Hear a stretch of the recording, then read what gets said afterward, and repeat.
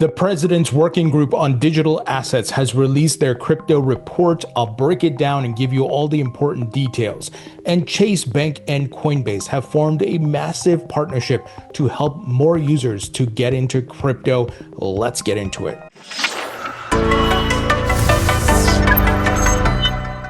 Hey everybody, welcome into the Thinking Crypto podcast, your home for cryptocurrency news and interviews. I'm your host, Tony Edward. On your way in, please hit that subscribe button as well as the thumbs up button and leave a comment below. If you're listening on a podcast platform such as Spotify or Apple, please leave a 5-star rating and review. Folks, big news today. Watch and listen to the end because it's all big stuff. First up, we have to talk about the FOMC meeting, the Fed, Jerome Powell, because as expected, they did not cut rates. However, the market was anticipating some dovish statements from Jerome Powell that a cut could potentially come in September, but he was very hawkish. So the market reacted a bit negatively. You're seeing a lot of red right now, although Bitcoin is still holding up pretty well, but it doesn't mean we're out of the woods. The week of a FOMC meeting, there's usually a lot of volatility. So we have Thursday and Friday to go to see how the dust settles here. And honestly, I can't really judge the market right now. But one thing's for sure, the macro thesis of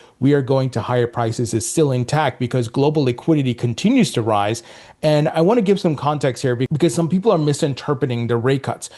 Jerome Powell and the Fed have not cut rates this year at all. They were cutting last year towards the election.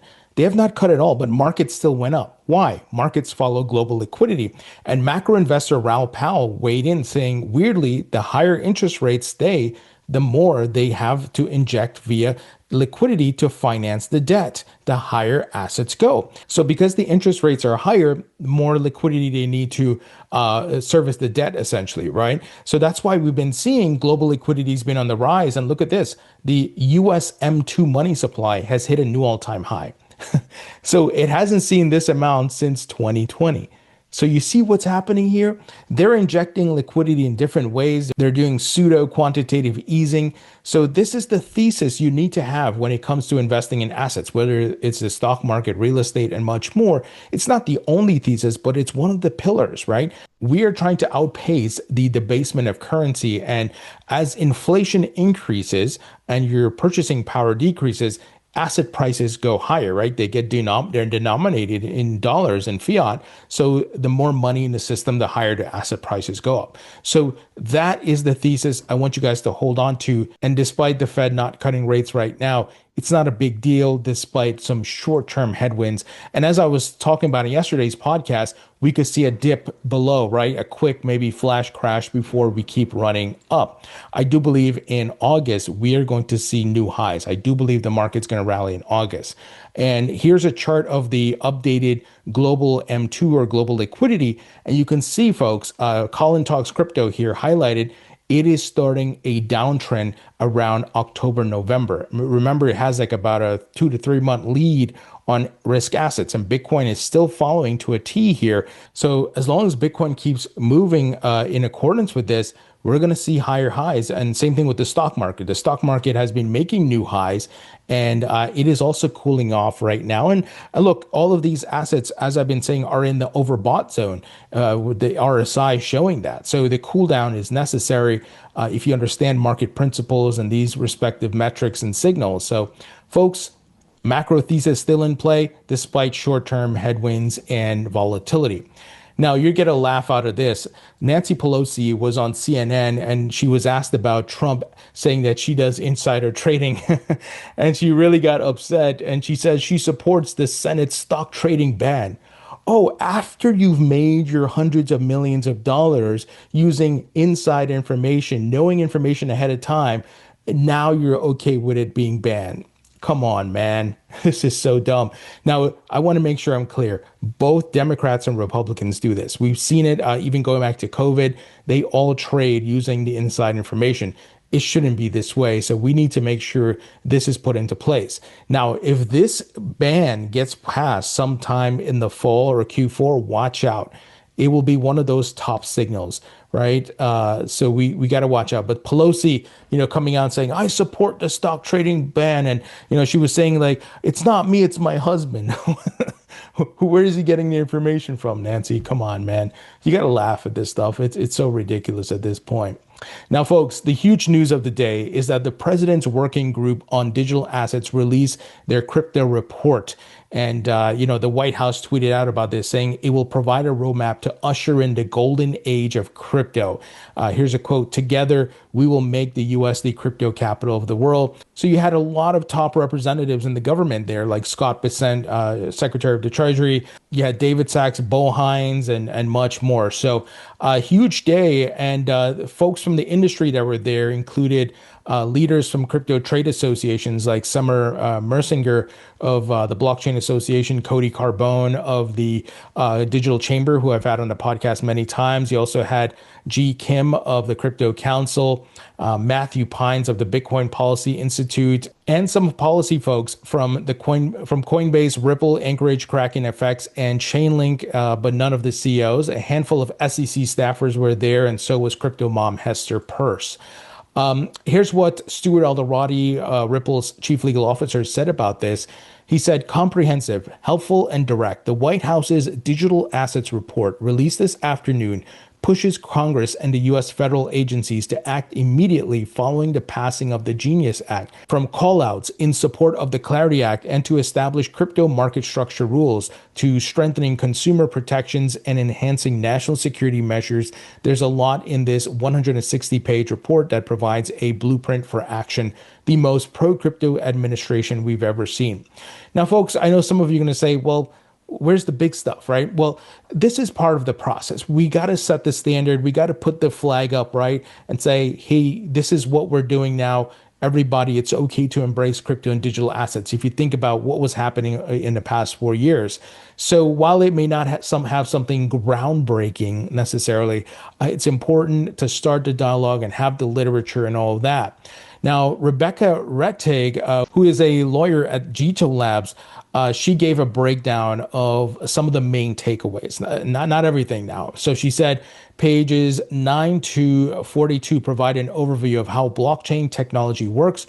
Report uses crypto to describe the ecosystem and technologies built around digital assets and blockchains, including users, developers, businesses, and enthusiasts. She said some overall recommendations in the intro, but more in the end, so we'll get there. Most relevant today, based on Storm case and Samurai plea, Congress should codify principles regarding how control over an asset impacts the BSA obligations, particularly for money transmitters.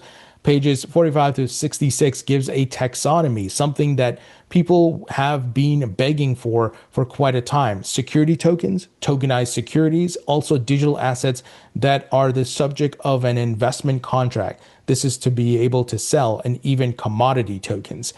She said the main recommendation here is for immediate action. SEC should consider using rulemaking and exemptive authority under securities laws to allow for transactions to involve digital assets, including investment contracts. In addition, on page 57, regarding DeFi, Congress should consider when reg treatment of DeFi hinges on control over other assets. This is the right framing.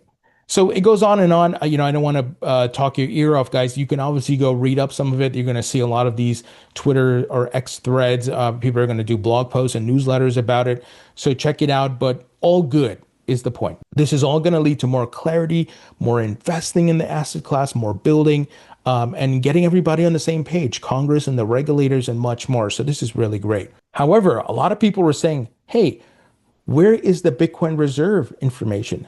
Is the U.S. going to buy Bitcoin, right? Because they've established a reserve using the Bitcoin that's already in custody by the U.S. government. Bo Hines was interviewed by Crypto in America, which is Eleanor Terrett and a bunch of other folks.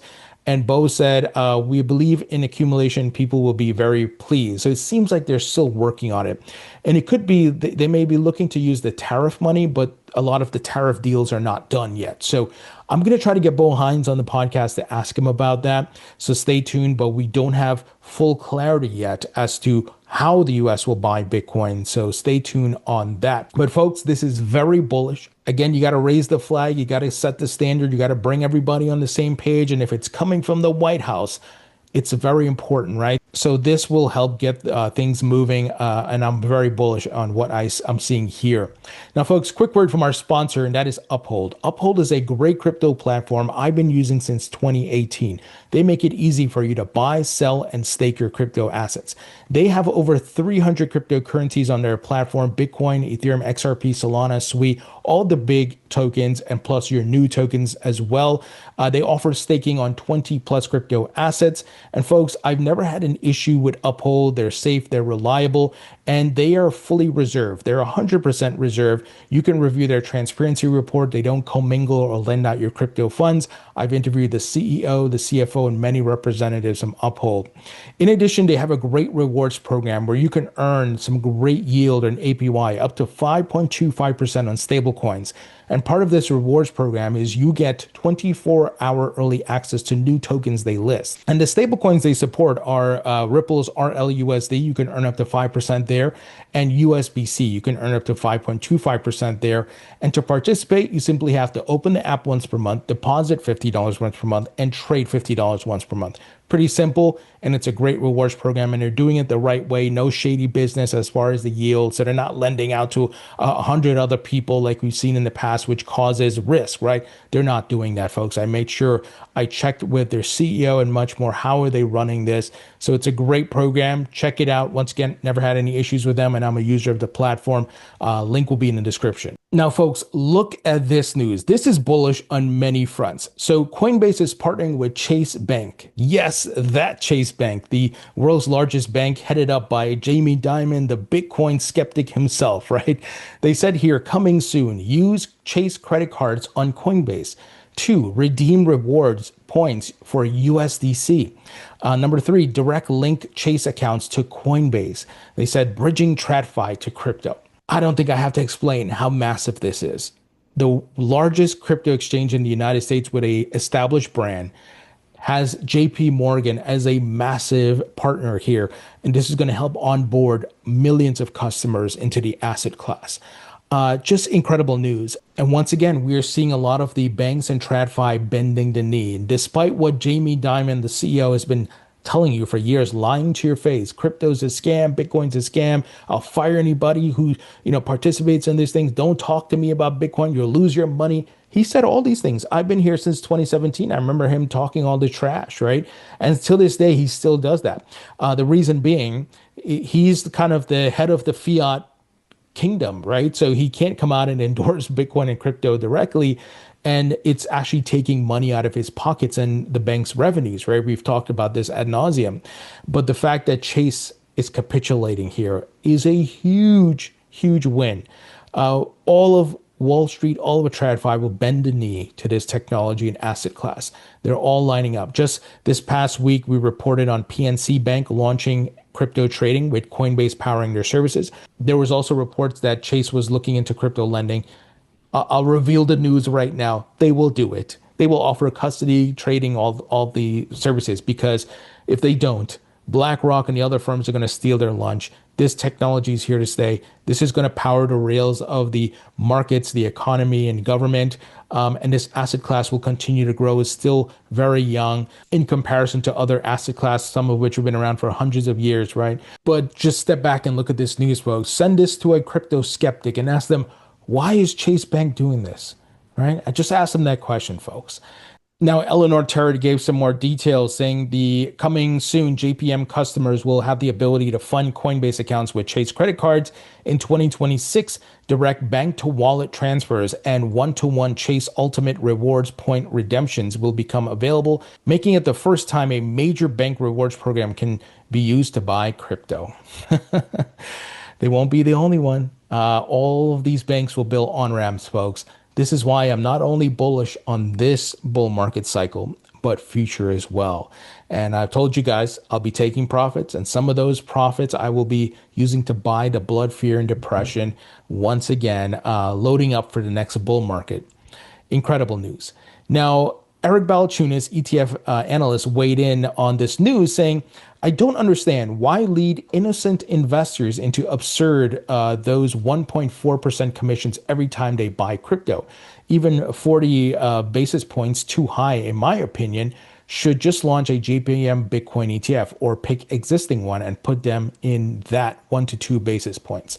JP Morgan is probably like, yeah, we dropped the ball. We're too late because BlackRock is already dominating the market. Not to mention you have Franklin Templeton, Fidelity, Bitwise, a whole bunch of other firms, Wisdom Tree, right? So JP Morgan trying to come into the game right now, they're not going to make a big splash because BlackRock stole their lunch from that standpoint.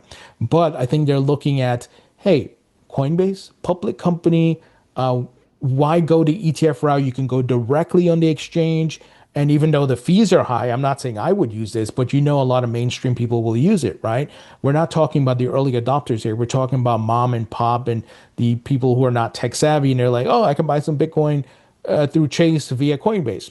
Easy, right?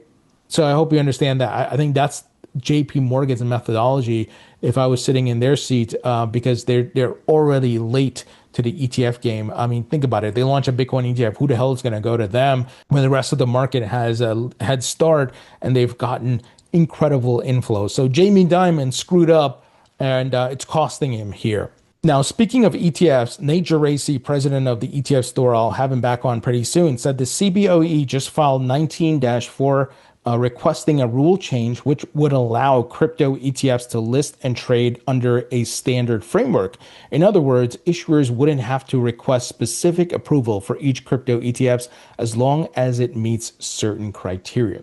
So we're seeing the ETF race and game heat up here, and folks are starting to get creative. And as I reported just yesterday, the SEC approved in-kind creation and redemption of Bitcoin and spot ETFs. And they're going to do this for XRP, Solana, and those other ETFs once they get approved. So things are moving ahead. Don't panic about the Fed and all that stuff, guys. Like I said, global liquidity is the main indicator. Remember, the Fed hasn't cut rates this whole year, and the markets are still going up. And as mentioned earlier about US M2 hitting new all-time highs, that is what's driving markets. So incredible stuff. Folks, that's the news. Let me know what you think. Really big stuff. Leave your thoughts and comments below. A great way you can support me in the podcast is by subscribing to my free email newsletter. It's 100% free. Check out my book on Amazon. It's available in paperback and digital, and my course at mycryptocourse.com. This is a comprehensive course that teaches you every aspect of crypto.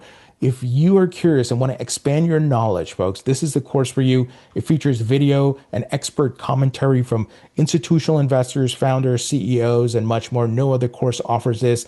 And it, of course, has full text write-ups and downloadable materials. So it's a one-time fee you pay. You get lifetime access. Share it with your friends and family, and go at your own pace, folks. So check it out. Go to mycryptocourse.com, and all the links will be in the description. Thank you so much for watching and listening. I appreciate you all, and I'll talk to you all later.